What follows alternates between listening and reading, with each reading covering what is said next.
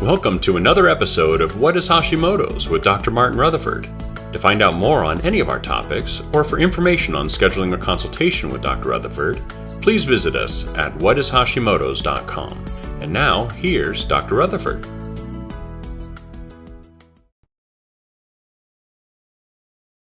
So today, we're going to do, there is no silver bullet for Hashimoto's, and oh, how that I wish there was. Okay, so I don't know. Today, there's a lot of marketing going on. There is the internet, which you're watching right now, right? And it's kind of a wild, wild west out there. There's nobody that really goes in, and I'm okay with this. I don't want to start getting into the whole controversy today of censorship and all that type of stuff. But the reality is there's nobody out there censoring people in this area, going, oh no, that doesn't work, or this works, or that miracle diet's going to work, and so on and so forth. And so I'm getting a lot more people coming to me with, have you heard of this diet? Is that diet? How come you haven't put it out a book? Oh, I read this book, and this book says that. I had one yesterday. It came out with the intuitive mystic guy who said, okay, it's all Epstein-Barr virus, which it's not all Epstein-Barr virus. And so I get so much of this, and I'm getting so much more of it, and more of it, more of it, more of it. So the reality is there's no magic bullet. Look, Hashimoto's is complex.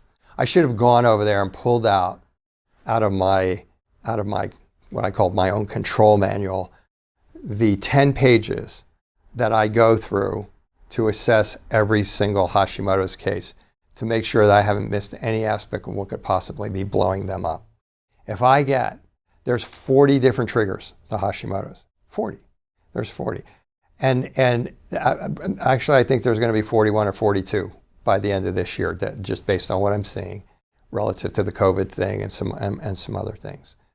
And nobody has all those. Nobody has all those triggers. Who has 8 and who has 14 and who also has 8, but they're a different 8 than this person has over here. And so there's just a certain complexity to the condition that is unfortunate, but it's there. So what happens is you go online and you start looking and you start finding all of these, I won't name names, so-and-so's leaky gut program, or so-and-so's small intestinal bacterial program for Hashimoto's, or so-and-so's Hashimoto's program. And I'm thinking of specific doctors as I say this. And then I look at them and I go, there is maybe 10%, maybe 15% people who put out $1,500 or whatever it is for the supplements and the diet for that program's going to put you on, and maybe there's 15% of people who are going to do that are going to do well, because maybe they are in the early stages of Hashimoto's, or maybe that particular diet, I'm even stretching it here, maybe that particular diet might be specific for that person, and just by doing the low level of vitamins, they might get better and get their better, meaning putting their autoimmunity into remission, their Hashimoto's into remission. But that is such a crapshoot. I mean, that's such Russian roulette, which is why you don't see Dr. Martin Rutherford's Hashimoto's, save your Hashimoto's, cure your Hashimoto's. I mean, there's one gal out there who's very, very popular on the top 10 list on the New York Times selling list, I think a couple of years ago, who claims you can cure Hashimoto's. I've read her book. There's a lot of good stuff in there. There's also a lot of stuff in there that maybe isn't right, but there's a lot of stuff in there, and it's hard to even read. My mentor has a book out called "Why Do You Still Have Thyroid Symptoms When Your Lab Tests Are Normal?" And it was written in 2008 and 2009. There's a lot of advances been taken on since then. But even if you tried to take that book and do it, and I know this from patients who've tried to do it, it's almost like impossible to do it for yourself. And there's like 10 or 15 or 20 other triggers that have come around since that book was written. So if I get 100 Hashimoto's patients, no two of them are the same. It is a massively complex issue. You have to be looking at you have to be looking at diet. Listen, there is no one diet that's right for all the Hashimoto's patients. I'll even go a step further. There's no one diet that's right for any Hashimoto's patient. One of the things that we've come to be aware of is you're usually going to have to look at that person who has Hashimoto's. Maybe they have diabetes type 2. They have food sensitivities. And you're going to have to craft like 3 diets out of there. Now, you might get on a diet. Just before we did this, I was talking to someone who was talking about, oh, let's do the carnivore diet. Well, you should get together with these. I have 2 people who got on, they felt great. We'll see how great they feel for how long. And because basically very few people are allergic to meat. Some people are sensitive to beef and things of that nature. So you've removed all the antigens and you feel better. But you're going to start not feeling better because eventually you're going to start developing reactions there. You're going to start breaking your digestive system down, so on and so forth. But this goes even for the paleo diet. This goes even for the autoimmune paleo diet, which was really the cornerstone diet when we started on all of this. But a lot of you already know that because a lot of you got on the autoimmune paleo diet and you started to bloat.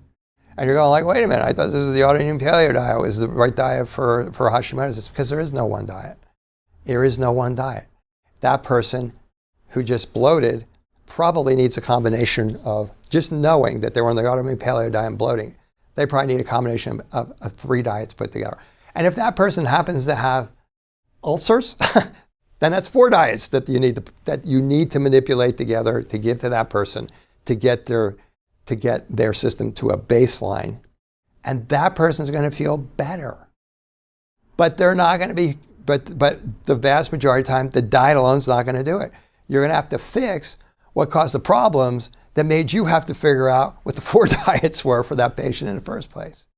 If that person's chronically stressed, and who's stressed coming into my office? Like everybody, okay? Different degrees, who's stressed here, for who is it daily stress, for who is it they're getting a divorce, who's got PTSD, but they're all various levels of stress. You got to handle those various levels of stress.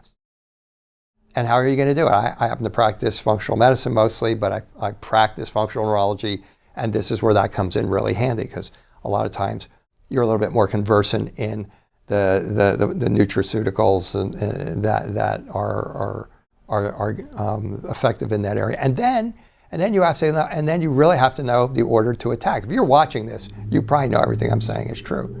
You have to know the order to attack. I had a lady came in not long ago, and by the time I got done, she had everything that she told me she thought she had. And I can tell by looking at her intake paperwork that she was taking all the right supplements for her stuff. But she was missing a few things. She was missing the fact that she had food sensitivity. She was missing the fact that she didn't think she was stressed until we got done talking. And she says, well, I guess I would have to admit that I do get stressed pretty easily. You know? I mean, it was written all over her paperwork. So, but the point is there's so many different moving parts. Just food alone is 25%, but should you be on a FODMAP diet? Should you have taken away all the nightshades? You know, I don't find that to be true. I don't find that, okay, just take the nightshade. If you want to really feel good, you go on a water diet. Go on a water diet, you'll remove all of the antigens, you'll feel better, and life will be good. So there's no one silver bullet for this. And if so many people are looking for the generic, you know, a lot of these programs online are generic. And I'm guessing that they got to know that they're not sending them out and having like 85% of their patients get better. And because you can't, you have to know what that patient's mental status is, because your stress components are directly flaring up immune responses, but they can be annihilating the rest of the system and affecting 30 of those different triggers. You have to know if there's pathogens involved. If there is a pathogen involved, okay, you got to get rid of it. Are there toxins involved? If there's toxins involved, you can shotgun it. Sometimes you really got to know what that toxin is or what that pathogen is. That pathogen's mold, and you don't know it, and you're living in a moldy house, and somebody just gave you a shotgun to get rid of your viruses and bacteria, but you're living in a mold. You better know that mold is screwing up your autoimmune thyroid disease. So So, and as far as supplements go, there's no supplement pack just for Hashimoto's disease.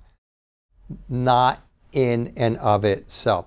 It might be that you can access one of these areas. You're going to have somebody, you could do a SIBO diet and feel better for 3 months.